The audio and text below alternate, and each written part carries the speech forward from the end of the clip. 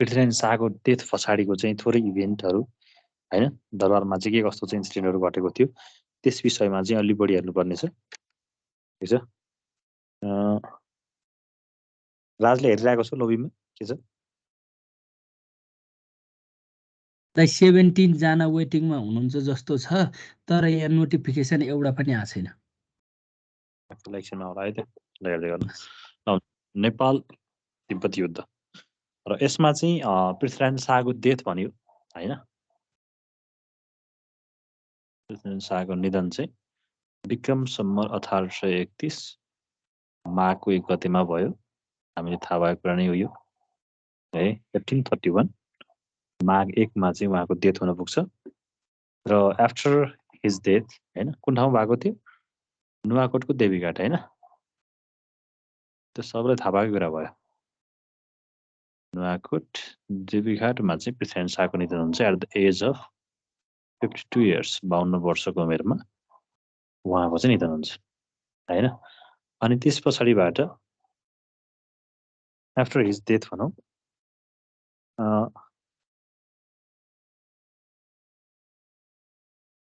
अब उहाँका के थियो भन्दाखेरि 3वटा है अब धेरै जस्तो 2टा मात्रै छोराको कुरा आउँछ है छोराहरू भनेका 3वटा को छन् एउटा छ प्रताप सिंह शाह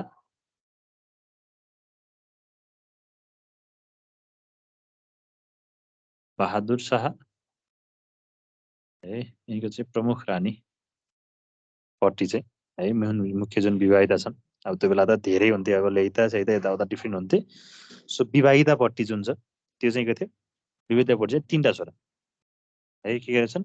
प्रताप सिंह शाह बहादुर शाह र नारायण शाह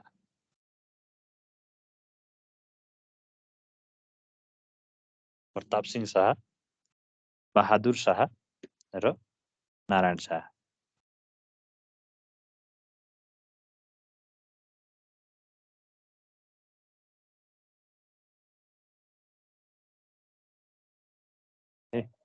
अनि त्यसपछिबाट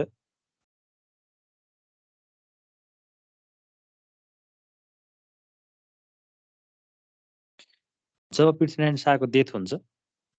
हैन अनि मेनली कतै कतै के भेटिन्छ त प्रताप सिंह शाहको वाइफ चाहिँ राजेन्द्र लक्ष्मी पाल्पाकी राजकुमारी थिइन् भन्ने भेटिन्छ कतै कतै कुनै अब इतिहासकारले त्यो होइन नि भन्छन् है अनि अब जब पृथ्वीनारायण शाहको डेथ भइसके पछाडि थोरै पृथ्वीनारायण शाहको मनमा चाहिँ के थियो भन्दा प्रताप भन्दा हैन यो राज्यको लागि उत्तराधिकारी हैन मभन्दा मेरो पछाडि चाहिँ अब हुन त जेठो छोरालाई राजा दिनुपर्ने तर बहादुर शाह अलिक हैन राज्यप्रति अलिक नै ध्यान दिने खाले छ कि भन्ने चाहिँ सोच थियो स्वयं पृथ्वीनारायण शाहले नै यो कुरा चाहिँ उनको चाहिँ हैन चाहना चाहिँ के थियो भन्दाखेरि छोरो जुन जेठो छोरो जुन चाहिँ हुनुपर्ने थियो त्यो भन्दा पनि है हाम्रो यो बहादुर शाहलाई नै प्राइम मिनिस्टर के अरे राजा बनाउने कि भन्ने चाहिँ उनको इच्छा थियो त्यसपछिबाट अब उहाँको डेथ हुन पुग्छ पृथ्वीनारायण शाहको है र त्यो डेथ पछाडि पृथ्वीनारायण शाहकै यो क्रियाकाल चल्दै गर्दाखेरि जो हैन प्रताप सिंह शाहलाई थाहा थियो आइडिया थियो तै पनि यसले चाहिँ केही षड्यन्त्र लाउन सक्छ है भनेर के गर्यो भन्दा सिधै चाहिँ उसलाई चाहिँ नजरबन्दमा राख्यो कसलाई बहादुर शाहलाई है बाबु मर्न बा हैन अब उसलाई मोहमाया लगाइसक्यो नजरबन्दमा राख्यो ठुलो भएन के किन ओके दबाई राख्नु त जाने सानो देखिरहेको छ स्क्रिन हैन त्यसमा चाहिँ क्लिक गरिराख्नु ओनाले दबाई राख्नु त्यहाँ चाहिँ पिन फर्मी भन्ने अप्सन आउँछ हेर त भयो होला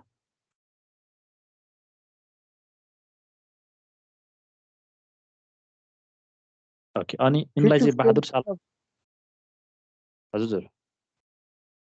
फिट टु फ्रेम चाहिँ आयो सर यो अर्को चाहिँ किन आएन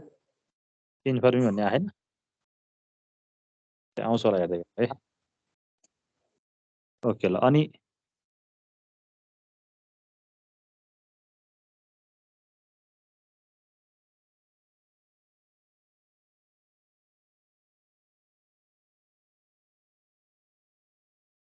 है यिनले नजरबन्दमा राखियो तर त्यहाँका चाहिँ जुन राजगुरु थिए है गोर्खा राज्यका तिनले चाहिँ होइन यस्तो चाहिँ गर्नु हुँदैन भनेर यिनलाई चाहिँ नजरबन्दबाट फुकाएर बहादुर शाहलाई कहाँ पठायो भन्दा चाहिँ बेथिया है यिनलाई बरु देशबाट बाहिर थोरै उता पठाइदिए हुन्छ भनेर कहाँ लगाई भारतमा बेतिया भन्ने ठाउँमा चाहिँ गएर को बसे बहादुर शाह बसे है अनि त्यसपछिबाट यहाँ चाहिँ के थियो भन्दा प्रताप सिंह शाहले रुल गर्दै आएका थिए अब त्यति साह्रो राम्रो लेभलको रुल चाहिँ देखिएको थिएन प्रताप सिंह शाहको किनभने यिनको मेनली के थियो भन्दाखेरि समस्या तन्त्र मन्त्रतिर हैन यो तान्त्रिक उसमा चाहिँ लाग्ने त्यसपछिबाट अलि बढी नै विलासीपूर्ण जिन्दगी चाहिँ जिउन खोज्ने हैन तन्त्र सिद्धिको बाहना लिने त्यसपछिबाट एकदमै हुन्छ नि लाइभिस लाइफ चाहिँ जिउनुपर्छ भन्ने खालेका चाहिँ व्यक्ति थिए नि हैन त्यही भएर चाहिँ यिनलाई योग्य बाबुका अयोग्य छोरा भनिन्छ प्रताप सिंह शाहलाई योग्य बाबुका पिताका अयोग्य छोरा हुन्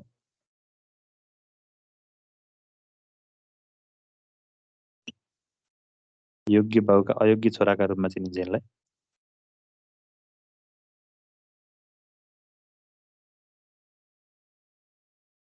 योग्य बाबुका अयोग्य छोरा भनेर है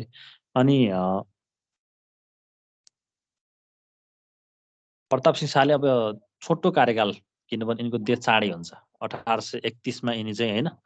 जब बाबु मरे यिनी चाहिँ राजा बने भने त्यसपछिबाट 1834 मा जो है विक्रम सम्मत 1834 1834 मङ्सिर 6 गते यो त्यति आवश्यकता नपर्ला है यसमा यिनको डेथ हुन्छ है 2 वर्ष समथिङ कति महिनाको चाहिँ लामो यिनको चाहिँ कार्यकाल थियो त्यसमा त्यति साह्रो जुन हिसाबको चाहिँ पृथ्वीनारायण शाहको बेलामा जुन गोर्खा राज्य थियो त्यसको चाहिँ भयो त्यो त्यति साह्रो भएन एक दुईटा इभेन्टहरू भएका छन् जस्तै अब त्यो बेलामा के थियो भन्दाखेरि यो ब्रिटिस इन्डियाले हिजो हामीले पनि कुरा गर्यो होइन त्यो ब्रिटिस इन्डियाको एङ्ग्लो नेपाल वार चाहिँ योभन्दा अलिक पछाडिको इभेन्ट हो एङ्ग्लो नेपाल वार भइसकेको थिएन अनि यो चितवनको थ्रुबाट चाहिँ तिब्बतसँग व्यापार गर्नलाई सजिलो हुन्छ भनेर चाहिँ ताकिरहेको थियो चितवनलाई चाहिँ हामीले आक्रमण गर्न सकियो भन्ने थियो अनि जुन अहिलेको यस्तो नेपाल छ नि यस्तो नेपाल त्यो बेला थिएन है त्यो बेलाको जुन एक्चुअल नेपाल थियो यतै यतै मात्र सीमित थियो ठिक छ अनि अब यिनीहरूले चाहिँ यो चितवनको चाहिँ मार्ग ताकिरहेका छन् चितवनलाई चाहिँ तिनीहरूले एट्याक गर्न सक्यो भने ब्रिटिस इन्डियाले त्यसपछिबाट अनि नेपाललाई पनि मिलाएर लिनुला भन्ने थियो होइन अब हजुरलाई थाहा पाउनु भएको होला पृथ्वीनारायण शाहका पालामा 3टा होइन स्टेटहरू एकदम पावरफुल स्टेट कुन थियो अरे त्रिशक्ति भनेर चिनिने सुन्नु भएको थियो पृथ्वीनारायण शाहको समयमा 3टा एकदम पावरफुल एउटा थियो कि शक्तिहरू एउटा पाल्पा अर्को तनहु अर्को भनेको लमजुङ हेर्नुहोस् है यिनीहरू शक्तिशाली थिए अनि यो जुन तनहु छ नि यो तनहुभित्रको चाहिँ होइन यो तनहु राज्य जुन एउटा पावरफुल 3वटा पावरफुल स्टेट मध्येको एउटा जुन पावरफुल स्टेट हो यसले चाहिँ चितवनलाई रुल गर्थ्यो है अब फुल्ली चितवनमा बसोबास गर्न मिल्ने थिएन त्यो बेलामा होइन तराई सरेको मान्छे कति भएको छ त होइन त्यहाँ चाहिँ अब एक त जङ्गली जनावरको एकदम भयभय अवस्था है त्यसपछिबाट अब त्यहाँ मलेरिया लगायत विभिन्न कुराहरू चाहिँ अब अलिक तराईतिर मान्छे बस्थिएन क्या पहिला जस्तो है अहिले जस्तो भनौँ त्यसपछिबाट चितवन चाहिँ के थियो तनहुको अन्डरमा पर्थ्यो one of the powerful state अनि चितवनलाई जसरी पनि लिनुपर्छ अब यो चाहिँ आइडिया कता के भयो भन्दा चाहिँ जब यिनलाई कहाँ पठाइएको थियो बहादुर शाहलाई बेतिया पठाइएको थियो अब हुन त अब प्रताप सिंह शाहले चाहिँ लहेरेका हुन् तै पनि देशको माया लागेर उनले चाहिँ एउटा सजेसन के गरिदियो भन्दाखेरि यो यिनीहरूको चाहिँ प्लानिङ हुँदैछ है ब्रिटिस इन्डियाहरूको चाहिँ चितवनलाई एट्याक गर्ने प्लान हुँदैछ त्यो हुँदाखेरि सकभर चितवनलाई चाहिँ हाम्रो राज्यमा जोडियो भने है पछि हामीलाई सजिलो हुन्छ भन्ने जस्ता कुराले एउटा सजेसन चाहिँ दिए र त्यो सजेसन चाहिँ राम्रो माने होइन त्यो भनेको जस बाहिर भए पनि त्यसको चिन्ता थियो यिनलाई अनि त्यसै अनुसार नै अब यत्तिकै एट्याक गर्न सकिन्थेन ठ्याक्कै बर्खाको बेलामा चाहिँ चितवनमा आक्रमण गरियो तनहुबाट सपोर्ट आउन सकेन है त्यसले गर्दाखेरि चितवन है चितवनका पनि मुख्य मुख्य गढीहरू छन् त्यहाँ है एकखेप सोधेको थियो हजुरलाई अप्पर दाङगढी कुन जिल्लामा पर्छ भनेर क्याडेटमै सोधेको क्वेसन हो 62-63 कुन जग्गामा अप्पर दाङगढी अप्पर दाङगढी भनेपछि दाङमा हो है चितवन जिल्ला यी प्रमुख गढीहरू चाहिँ यिनीहरूले सेक्युर गराए है जस्तो अप्पर दाङगढी थियो एउटा है अर्को भनेको चाहिँ कविलासपुर गढी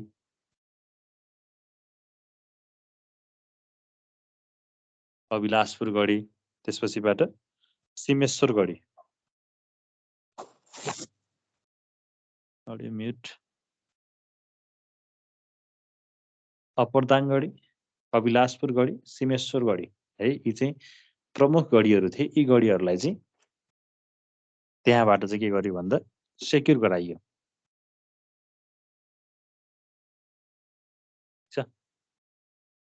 यी गढीहरूलाई चाहिँ सेक्युर गराइयो। अनि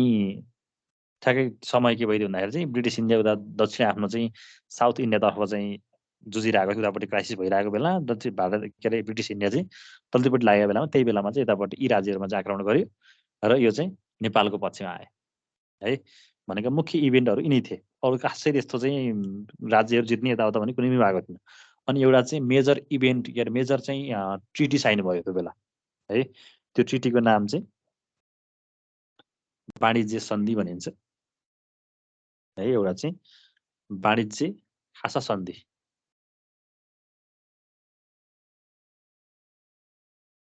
वाणिज्य खासा सन्धि है के रहेछ वाणिज्य खासा सन्धि। यो चाहिँ 1775 एडीमा है, 1775 सेप्टेम्बर 1 मा साइन गरेको यो सन्धि थियो। र यो खासा सन्धिले के भनेको थियो भन्दाखेरि अब मेनली व्यापारको लागि प्रयोग गर्नुपर्ने नेपालको बाटो प्रयोग गर्ने है, चुम्बेलीको बाटो चाहिँ मेनली प्रयोग गर्नुपर्ने, उतापट्टि सिक्किमतिरको बाटो चाहिँ होइन, यहाँ चाहिँ नेपाललाई छोडेर तिब्बतले व्यापार गर्दाखेरि चाहिँ अन्तर व्यापार नगर्ने है। त्यसपछि अनि यो सुन र चाँदीको कुराहरू मिलाउनको लागि चाहिँ एउटा एउटा प्रतिनिधि राख्ने, यस्तै चाहिँ कुराहरू चाहिँ राखेर एउटा चाहिँ सन्धि साइन गरेका थिए प्रताप सिंह शाहको पालामा है। के सन्धि रहेछ? वाणिज्य खासा सन्धि है। खासा अब तिब्बतको के अरे तिब्बतको खासा भन्ने सुन्नुभयो होला है। त्यो सन्धि चाहिँ साइन गरेको थियो है। अनि त्यसपछिबाट यिनै इभेन्टहरू भइरहेको थियो, ठिक छ। अनि उसको पनि के भन्छ यो प्रताप सिंह शाहको पनि त्यही बेलामा है, सानै उमेरमा डेथ हुन्छ भनेको 1834 मा नै मङ्सिर 6 मै डेथ भयो है। भनेको यिनी चाहिँ 23 वर्षको हुँदा डेथ भएको थियो, 23 वर्षमा निधन है। यिनलाई चाहिँ बिफर भन्ने अब त बिफर मुक्त भइसक्यो। 2034 सालमा नेपालबाट बिफर हराएको है। बिफर भन्ने चाहिँ रोग थियो पहिला चाहिँ है, अधिकांशलाई चाहिँ हुने खाले यस्तो रोग रहेछ। बिफरको कारणले गर्दाखेरि सानै उमेरमा यिनको चाहिँ डेथ भयो। कति वर्षमा? 23 वर्षको उमेरमा। अब यिनी चाहिँ 23 वर्ष छन् भनेपछि अभियसली झन् छोरो त कति सानो हुने भयो, ठिक छ है। अनि यिनको छोराको छ अरे प्रताप सिंहको छोरा छ रणबहादुर शाह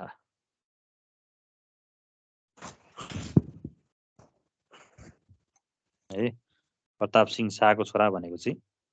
रणबहादुर शाह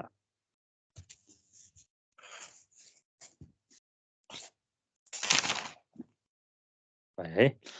अनि अब यिनी सानै उमेरमा मरे। यिनको चाहिँ छोरा, अब यिनका चाहिँ अब वाइफहरू त जन्मै हुने कुरो भइहाल्यो है। अनि श्रीमतीहरू धेरै हुँदाखेरि अब त्यो बेलामा ठ्याक्कै के थियो भन्दाखेरि एउटा चाहिँ ट्रेन के चाहिँ लागेको थियो भने चाहिँ अब गोर्खा र अगोर्खा होइन, यो चाहिँ गोर्खाली र अगोर्खाली गुट भने जस्तै गुटहरू चाहिँ डेभलप भइरहेको थियो कि। अनि अगोर्खाली गुटहरू चाहिँ कस्ता थिए भन्दाखेरि यिनीहरू चाहिँ अब आफ्नो गोर्खाली चाहिँ टिपिकल्ली चाहिँ होइन, हाम्रा पुर्खाहरूले चाहिँ ल्याएको यो भनेर चाहिँ त्यो तिनीहरूको चाहिँ मनमा राष्ट्रको चाहिँ होइन वफादारी यताउता भने त्यसको लागि केही गर्नुपर्छ भन्ने खाले यो सोचेका थिए भने अगोर्खाली भनेको चाहिँ पछि चाहिँ जस्तो काठमाडौँ एट्याक गरियो गऱ्यो जित्यो त्यहाँ साल जित्यो गऱ्यो होइन, त्यसपछि त्यहाँका भारतबाट मिसाएका हुन्छन्, तिनीहरूलाई त्यति मतलब छैन नि त होइन। गोर्खाली ल्याएको एउटा ऊ होइन। अब अहिले एउटा अनुसमा छौँ, पहिला काठमाडौँको अन्डरमा थियौँ, अहिले अर्को अन्डरमा छौँ, डजन्ट म्याटर होइन, त्यही भन्ने भएको थियो, ठिक छ। अनि यसरी दुईटा गुटमा चाहिँ डिभाइड भइरहेको थियो। अनि यो गुटमा विभाजन हुँदाखेरि चाहिँ राजेन्द्र लक्ष्मी है हो, तिनले चाहिँ के चाहिँ रुचाएनन् भन्दाखेरि मैले चाहिँ अब यो बेलामा मेरो छोरालाई छोडेर जान चाहिँ मैले रुचाइन भने है। भनेको चाहिँ जब उसको डेथ हुन्छ सती जाने चलन थियो होइन, सती जाने थाहा चलन। हस्बेन्ड मरेपछि वाइफले जानुपर्ने थियो सती होइन, हस्बेन्डको चाहिँ डेथ भइसकेपछि चाहिँ वाइफ चाहिँ जानुपर्ने हुन्छ है। भनेको चाहिँ उसैको चितामा आफूले चाहिँ आफ्नो चाहिँ देहत्याग गर्नुपर्ने हुन्छ, आफ्नो शरीर चाहिँ